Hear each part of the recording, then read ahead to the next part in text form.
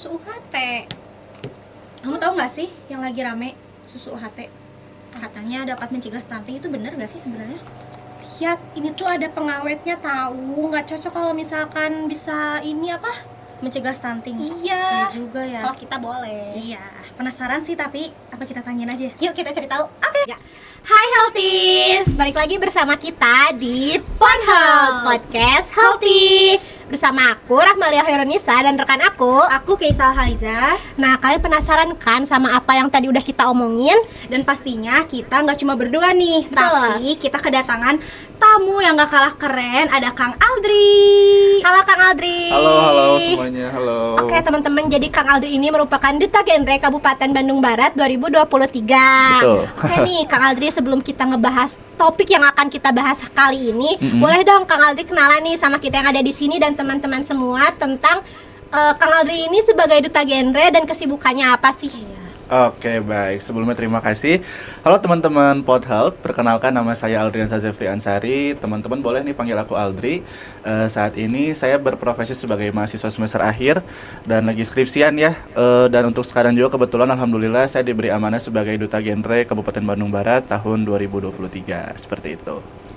Nah, keren banget ya. Berarti Akang ini lagi mengisi kesibukan dengan kesibukan terus gitu ya, biar Lebih produktif. Betul. Mengisi waktu luang dengan kesibukan yang ada. Nah, tapi sebelum kita bahas ke topik yang seru dan menarik, ada tayangan video dulu yang bisa teman-teman lihat. Operator.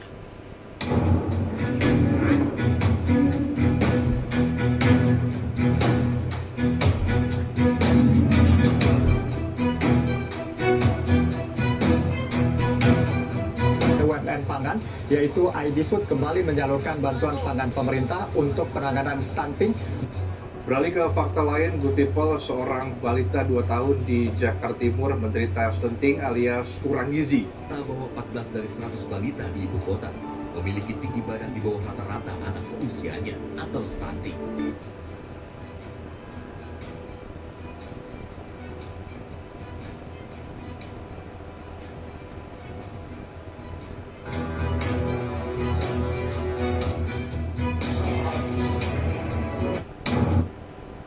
Nah, dari video tersebut bisa kita lihat berarti gentingnya stunting ya, dan Indonesia juga lagi maraknya isu kesehatan ini lagi diangkat gitu sama Betul. Indonesia. Dan kita juga penasaran nih sebenarnya apa sih itu stunting dan penting gak sih gitu Kang untuk dicegah? Ya, dari video yang tadi sudah ditayangkan barusan gitu ya, memang sangat miris gitu ya ketika kita mendengar informasi seputar stunting. Sejauh ini masih banyak masyarakat yang awam gitu berkaitan dengan apa itu stunting gitu. Maka dari itu mungkin orang-orang pun jadinya tidak mau mengetahui itu karena memang ketidaktahuan itu gitu. Karena kurangnya tersosialisasikan informasi seputar stunting. Dari yang sudah saya pelajari, secara definisi stunting ini merupakan gejala gagal tumbuh kembang anak yang dialami oleh anak dari usia 0 hingga 2 tahun di rentan 1000 HPK atau hari pertama kehidupan gitu ya. Nah, gejala ini itu sangat berdampak kepada anak, bukan hanya di masa itu saja tetapi berkepanjangan gitu, jangka panjang penyakit ini. Ditanya penting atau tidak untuk dicegah, itu sangat penting gitu ya, karena stunting ini ya tadi itu adalah gejala yang bersifatnya berkepanjangan. Kenapa penting untuk dicegah juga karena selain bentuk fisiknya mungkin anak ini mengalami kekurangan gitu ya dari yang sebayanya, tetapi banyak penyakit-penyakit yang nantinya itu akan datang kepada anak tersebut gitu. Seperti itu. Oke, kan tadi bisa sesuai sama apa yang tadi Akang bilang ya, kalau stunting ini gagal tumbuh gitu. Tapi kan kayak apa ya, kita juga belum tahu nih akibat dari stunting tuh nanti, apalagi tadi bilangnya yang berkepanjangan Betul. gitu. Nah, itu kan pasti bahaya banget ya gitu, apalagi buat anak-anak. Apa aja sih kalau misalkan akibatnya gitu kalau misalkan anak terkena stunting, sesuai sama yang kita tahu gitu. Ada yang bilang kalau misalkan anak yang stunting tuh pendek gitu, kurus, terus kadang kecerdasannya juga menurun gitu. Nah, iya. jadi gimana sih Kang gitu dari akibatnya Akibatnya terkena ya. stunting ini?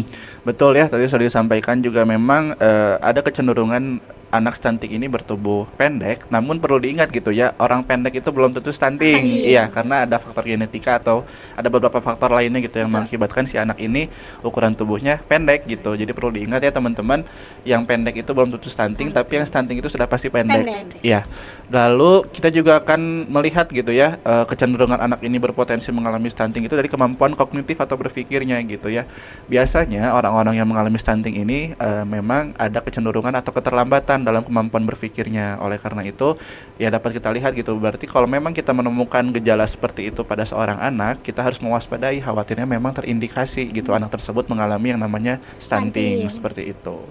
Nah, dari ciri-ciri tersebut yang sudah Akang sebutkan dan kenapa pentingnya kita mencegah stunting gitu ya. Nah, tapi masyarakat tuh banyak yang belum tahu gitu. Tapi stunting itu tuh bisa nggak sih disembuhkan? Misalnya udah terlanjur gagal kembang tumbuh, itu tuh bisa nggak sih Kang disembuhkan, atau ada cara alternatif lain gitu yang bisa kita atau ibu lakukan? Ya, sebetulnya dari yang saya sudah pelajari juga bahwa stunting ini dapat dicegah tapi tidak dapat disembuhkan gitu ya. Upaya yang dapat kita lakukan gitu untuk nanti kita agar tidak melahirkan generasi stunting adalah salah satunya adalah pencegahan stunting dari hulu, dari usia teman-teman, dari usia remaja gitu ya. Apalagi untuk teman-teman yang remaja putri ini memang sangat diutamakan gitu pencegahan stunting dari usia hulu ini gitu atau usia remaja. Ada beberapa hal yang mungkin dapat kita lakukan sebagai remaja gitu untuk mencegah atau melahirkan generasi berikutnya itu terindikasi stunting. Yang pertama itu kita harus minum tablet tambah darah gitu ya, atau TTD selama 1 minggu 1 kali di hari yang sama misalnya. Dan untuk perempuan yang sedang mengalami menstruasi itu setiap hari 1 kali selama masa haid itu berlangsung. Lalu kita juga mengenal mungkin istilah isi piringku. Ya, kalau yang dulu mungkin kita 4 saat 5 sempurna. Iya, 4 saat 5 sempurna, tapi setelah diperbaharui menjadi isi piringku. Nah, itu tuh teman-teman nanti kalau sekali makan, nah diperhatikan juga gitu kadar gizi yang masuk yang dibutuhkan oleh teman-teman gitu, ada protein, karbohidrat, ada sayuran, buah-buahan gitu ya. Lalu juga nanti teman-teman nanti ketika sudah menjadi ibu, sudah melahirkan anak, teman-teman juga jangan lupa nih memberikan ASI eksklusif kepada anak gitu ya. Minimal tuh 6 bulan ya kalau tidak salah ya, dan maksimal tuh sampai 2 tahun. Nah, gitu. Itulah gitu. Anak ini penting diberikan ASI eksklusif karena memang seberpengaruh itu untuk perkembangan si anak seperti itu. Oke, itu tadi ya kata Kang Aldi, kalau misalkan ASI eksklusif ini sangat berpengaruh gitu ya untuk pertumbuhan anak. Tapi di media itu kemarin-kemarin sempat marak Rame nih. Iya, kalau Tentang misalkan apa sih? katanya susu UHT ini bisa mencegah stunting. Bener gak ya? Tapi sebelum kita bahas lagi, kita bakal tonton dulu nih satu video. Operator. Belakangan ramai polemik susu UHT menjadi salah satu asupan bergizi untuk memberantas stunting. Namun benarkah demikian adanya? Pamor susu ultra high temperatur belakangan tengah jadi perbincangan. Tak lain dan tak bukan, lantaran susu kemasan ini sempat dibahas kandungan gizinya penting mencegah stunting. Oke Kang, tadi disebutin kalau misalkan katanya susu UHT dapat mencegah stunting. Padahal kan tadi udah kita bahas ya, kalau misalkan yang lebih penting itu adalah ASI eksklusif selama 6 bulan pertama dan maksimal sampai 2 tahun gitu. Gimana sih pendapat Akang terkait berita yang beredar gitu kan tentang susu UHT ini? Karena susu Dikhawatirkan juga masyarakat awam tuh langsung menyerap berita Iya. mentah-mentah gitu ya. Terlebih susu UHT ini dengan mudahnya didapatkan Iya, betul. dengan harga yang sangat Murah. terjangkau gitu. Takutnya ibu-ibu malah mengganti ASI eksklusif dengan susu UHT kan UHT, bahaya ya gitu. Nah, itu gimana sih tanggapan Akang mengenai polemik susu UHT tersebut?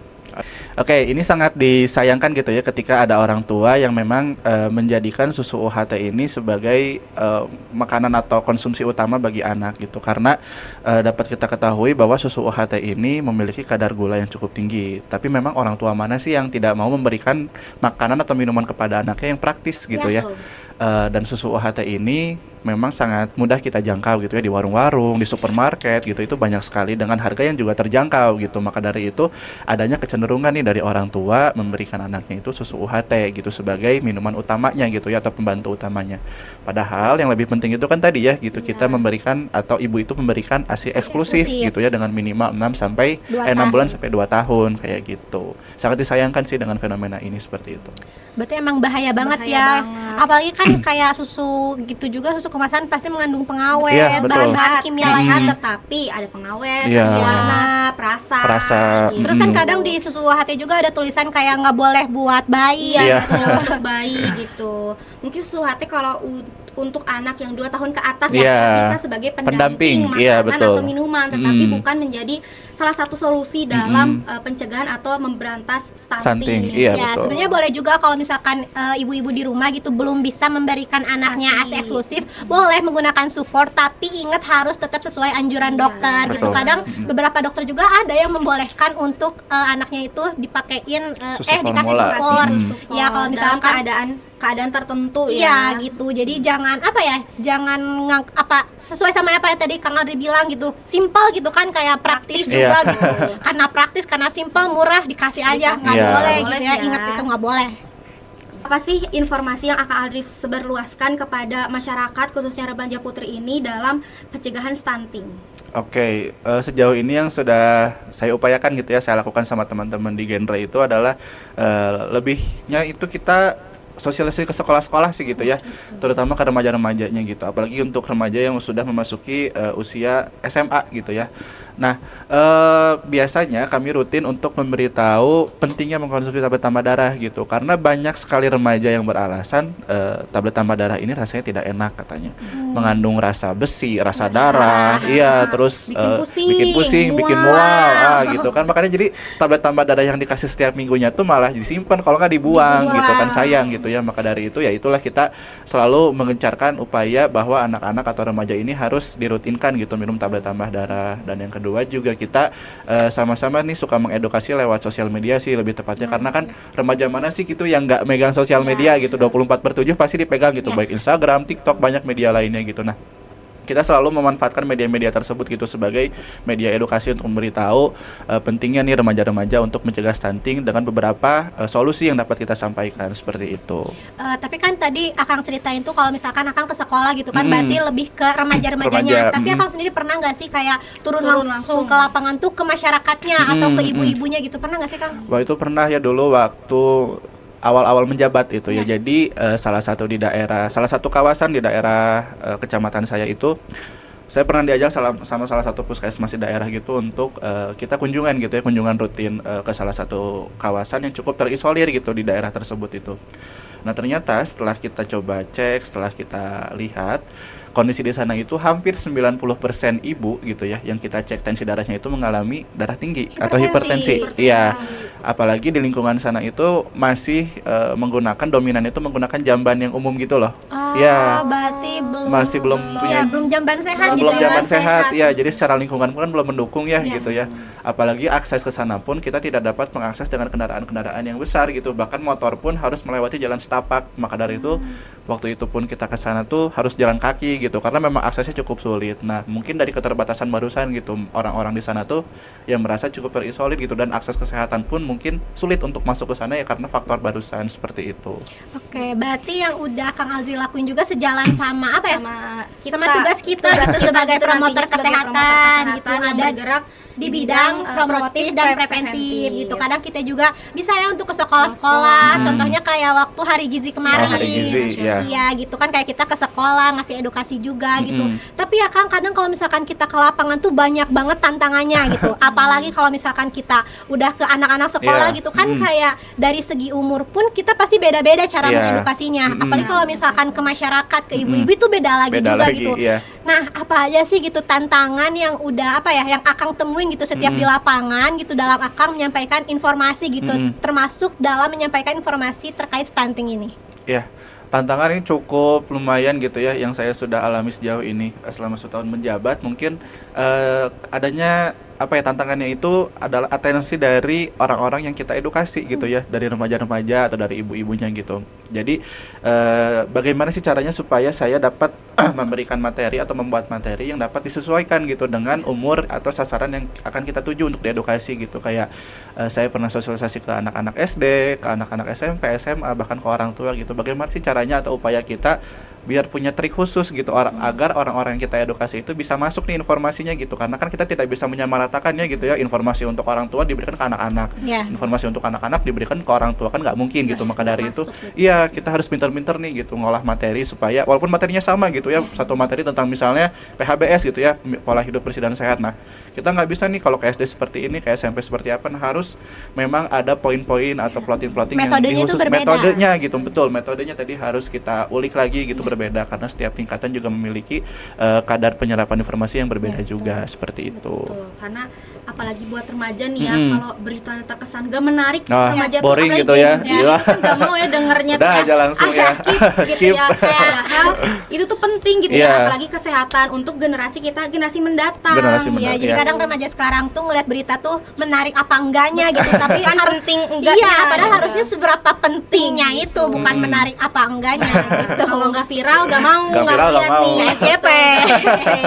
Nah tapi nih selain kita sebagai remaja menerima informasi gitu kan tadi kan Akang bilang punya plotting khusus gitu, tapi selain menerima informasi itu kita punya nggak sih peran gitu, jadi kita berperan dalam pencegahan stunting ini gitu, selain kita mendapatkan informasi tadi ya, gitu. apalagi kita sebagai mahasiswa ya teman-teman, pasti kita juga tahu, Akang juga tahu kita sebagai mahasiswa punya peran agent of change, agen perubahan gitu, baik dalam aspek sosial ataupun kesehatan gitu. Menurut Akang gimana sih peran kita gitu sebagai anak muda dalam pencegahan stunting ini? Apa yang bisa kita lakukan setidaknya untuk meminimalisir lah gitu.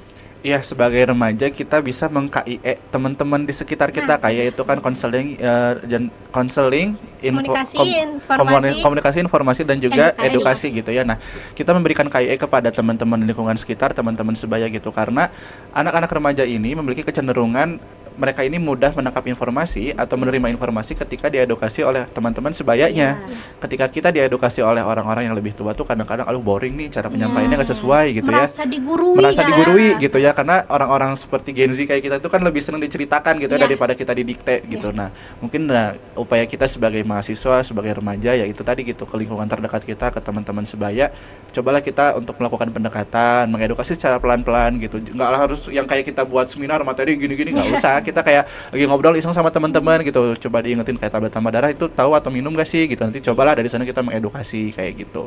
Paling itu sih, dan juga yang paling penting ya itu tadi pemanfaatan media sosial yang kita pakai gitu, karena ya tadi balik lagi sih, remaja mana sih yang nggak pakai media sosial saat ini gitu. Nah kita upayakan, kita manfaatkan apa yang kita punya gitu untuk kita dapat membantu nih generasi kita agar kita tidak melahirkan generasi yang berpotensi mengalami stunting seperti itu. Oke, berarti banyak hal-hal kecil ya yang bisa kita mulai untuk pencegahan stunting ini, dan nantinya berdampak besar di betul kemudian gitu. hari. Hal kecil tapi berdampak besar. Salah satunya aku mau highlight tadi yang kata Kang Aldri tentang pemanfaatan media sosial gitu. Kita sebagai remaja harus pintar-pintar memanfaatkan media sosial kita, menyaring informasi gitu ya, Mana yang baik, mana yang salah. Betul, kayak gitu. Oke Kang, terakhir nih Akang sebagai duta genre juga gitu ya, apa ada gitu pesan yang mau disampaikan kepada kita yang di sini semua dan teman-teman yang nonton di sini gitu, terkait apa ya isu kesehatan yang sekarang lagi kita usahakan juga gitu di Indonesia, termasuk stunting ini. Oke, ya buat teman-teman Pod Health ya. Oke, buat teman-teman Pod Health di sini aku mau berpesan sih, stunting ini merupakan permasalahan yang harus kita atasi bersama gitu. Oleh karena itu kita sebagai remaja harus mau berkolaborasi, harus mau bersinergi untuk memberantas dan mencegah permasalahan ini agar tidak berkelanjutan. Apalagi kita sebagai remaja nantinya itu akan dihadapi dengan yang namanya bonus demografi Indonesia Emas 2045 gitu. Jangan sampai bonus demografi Indonesia Emas 2045 ini menjadi bonus demografi Indonesia Cemas 2024 bahaya gitu ya, karena memiliki kecemasan, takut gitu ya generasi nanti kita melahirkan generasi yang stunting gitu dan tidak mampu gitu menghadapi bonus demografi ini, seperti itu sih teman-teman. Apalagi kalau yang aku tahu tuh kalau misalkan Indonesia sekarang tuh lebih banyak usia produktifnya ya Kang gitu. Jadi itu benar-benar harus diminimalisir mungkin gitu ya dalam pencegahan stunting gitu. Apalagi nanti kita akan menjadi ibu nih, remaja-remaja akan menyusui gitu ya. Bagaimana sedari dini itu dipupuk untuk kedepannya gitu untuk mencegah stunting ini. Oke teman-teman, nih tadi kan kita udah bahas banyak ya sama Kang Aldri ini gitu. Nah, tadi juga kita udah bahas apa itu stunting, Iya. seberapa genting dan penting Mm-mm, untuk mm-mm, dicegah, mm-mm. dan pemanfaatan susu UHT yang ternyata bukan sebagai Solusi utama gitu. solusi Iya, gitu iya. ya, bukan langkah utama dalam pencegahan stunting, tetapi hanya bisa menjadi pendamping makanan Iya, dan iya. minuman. Tuh, benar teman-teman. Jadi susu UHT ini hoax ya kalau misalkan bisa mencegah Iya, stunting berarti gitu. kita Jangan sama-sama ya, ya, iya. nggak sama Iya. nggak setujunya nih. Jangan, tidak Karena boleh. untuk pencegahan stunting ini ingat hanya ASI ASI eksklusif eksklusif selama selama 6 bulan 6 pertama sampai 2 tahun. Usia 2 tahun. Dan untuk pencegahan dininya kita harus rutin minum TTD, TTD. gitu. Jangan dibuang, jangan disimpan di kolong bangku. Padahal kan sekolah udah bekerja sama Udah. ya, udah bekerja Iya. sama sama Puskesmas, ya. setempat yang disebarkan lewat UKS ya. Betul. PMR kan PMR, ya. iya. Cuman Hmm. emang dari zaman aku juga PMR tuh nggak ngasih tahu, nggak ada Oh, informasi dulu kalau iya. ini apa, ini Iya. untuk apa, Hmm. bahayanya kalau Ah-ah. nggak diminum gimana. Jadi kita sebagai Takut gitu ya, Iya, iya, jadi kadang-kadang. sebagai pelajar SMA tuh Apaan sih apaan gitu ya? sih, Iya. nggak mau gitu ya, apalagi rasanya nggak enak Iya. gitu. Gitu, jadi kayak balik lagi ke diri kita sendiri, gimana kita harus sadar diri gitu ya, sadar diri terhadap kesehatan kita sendiri. Mm-mm. Oke teman-teman, mungkin untuk sesi diskusi kita pada hari ini bersama Kang Aldri sampai di sini gitu. Semoga apa yang udah kita sampaikan hari ini bisa bermanfaat untuk kita semua yang ada di sini, termasuk untuk penonton di rumah. Terima kasih juga nih Kang Aldri yang udah Sama-sama. datang jauh-jauh, Makasih, udah Kak. meluangkan waktunya ke sini berbagi pengalaman dan cerita yang seru banget dan keren Betul. banget. Semoga dapat diambil hikmahnya bagi Amin. kita dan bagi penonton juga di rumah. Oke, semoga nanti kita juga bisa bertemu lagi di lain kesempatan Iya, ya Kang, siap, bahas siap. lagi. Bahas topik-topik yang lebih seru lainnya. Iya, betul. siap. Oke, ingat ya teman-teman, cegah stunting itu penting.